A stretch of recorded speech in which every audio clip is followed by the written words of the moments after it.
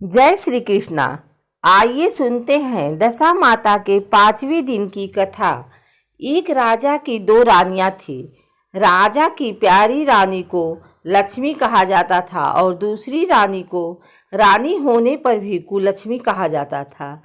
एक दिन लक्ष्मी रानी क्रोध होकर लकड़ी का पटा ले मलिन कपड़े पहनकर कोप भवन में जा लेटी। राजा ने लक्ष्मी से पूछा, तुम कोप भवन में क्यों पड़ी हो? तुम क्या चाहती हो? रानी बोली, कुलक्ष्मी को देश निकाला दिया जाए। कुलक्ष्मी रानी थी, इसलिए उसे निकाला देने से राजा की बदनामी होने का डर था। इसलिए रानी को पीहर छोड़कर आने की बात सोची गई। राजा ने पटरानी को एक रथ में सवार कराया और स्वयं घोड़े पर चढ़कर रथ के साथ चलने लगा। एक बीहड़ जंगल में पहुंचकर राजा ने रथ को रुकवाया। पालकी ढोने वालों को वहां से हट जाने को कहा गया। राजा रानी को उस जंगल में छोड़कर घोड़े पर सवार होकर अपने महल में आ गया। कुलक्ष्मी को बाट जोहते सारी रात बीत गई। रानी को प्यास लगी, वह रथ से उतरकर पानी की तलाश में चल दी। रानी ने आसपास पानी खोजा, परंतु उसे कोई जलाशय नहीं दिखाई दिया। रानी ने एक सारस के जोड़े को एक तरफ जाते देखा। रानी कुलक्ष्मी सारस के जोड़े के पीछे चल दी। चलते चलते वह एक नदी के किनारे पहुंच गई।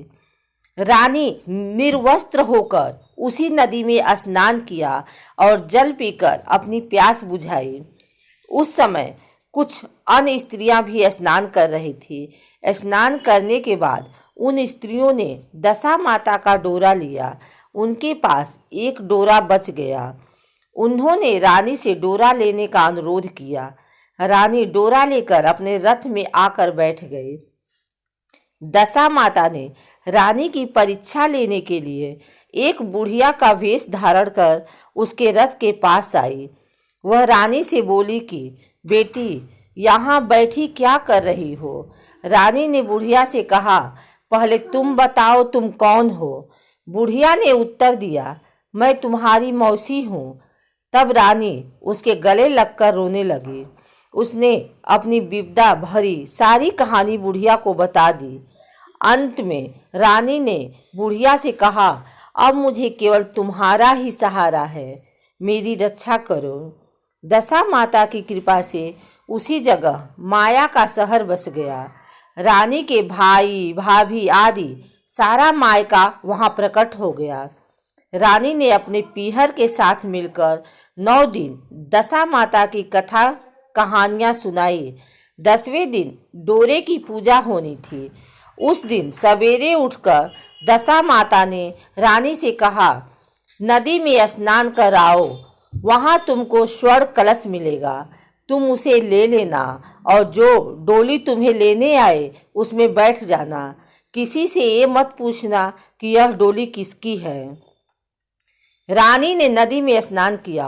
वह स्नान करके बाहर निकल आई तो उसे 2 स्वर्ण के कलश नदी के किनारे रखे मिले। उन्हीं के पास रेशमी वस्त्र रखे थे। उन वस्त्रों को रानी ने पहन लिया। वह चलने को तैयार हुई तो उसे डोली आती दिखाई दी। वह डोली में बैठ गई और अपने घर पहुंच गई।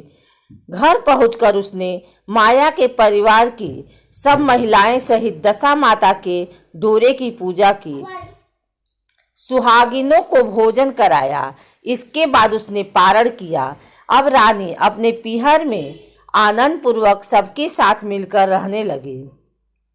इधर कुछ समय बाद राजा को रानी कुलक्ष्मी का ध्यान आया। राजा ने विचार किया कि जिस दिन से मैं रानी को जंगल में छोड़कर आया हूँ, तब से उनका कोई समाचार नहीं मिला।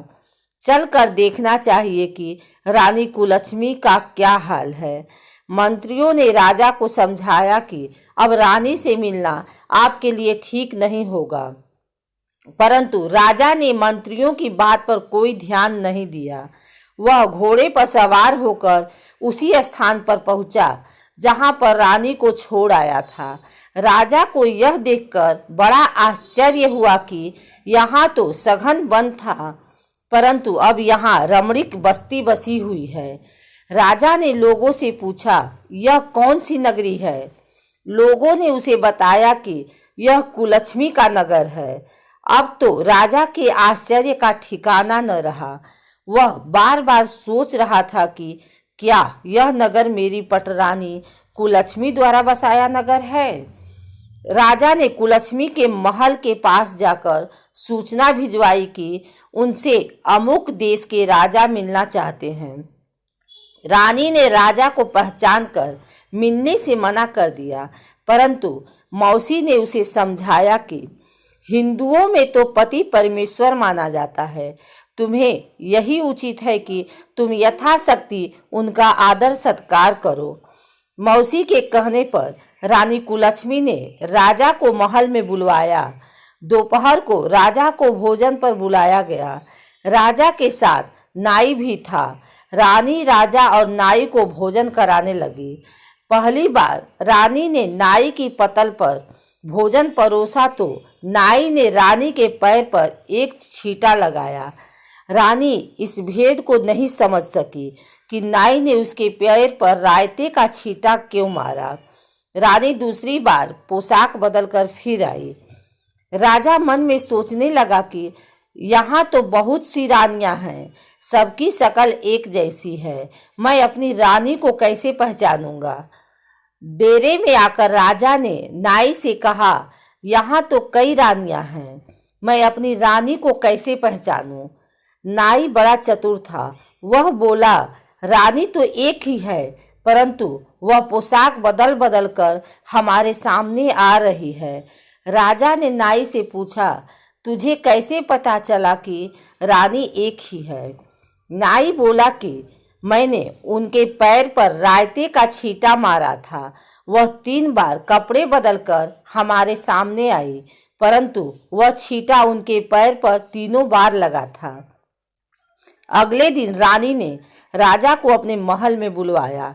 राजा को अपनी मेज पर बिठाकर खाने के लिए पान का बीड़ा दिया।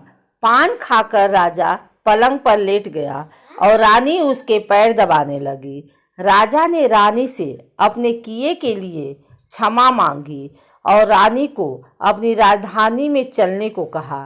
रानी ने कहा, आप मुझे किस मुंह से चलने को कह रहे हो? आप तो मुझे जंगल में अकेला छोड़कर चले गए थे। आप तो दूसरी रानी के कहने में आकर मेरा परित्याग कर चुके थे। यह तो मेरी मौसी का किया हुआ है, उसी के कारण यह सब वैभव मुझे प्राप्त हुआ है, वरना आप तो मेरा सर्वनाश कर चुके थे। राजा ने रानी को बहुत समझाया। तब रानी बोली कि मैं केवल एक शर्त पर आपके साथ चल सकती हूँ।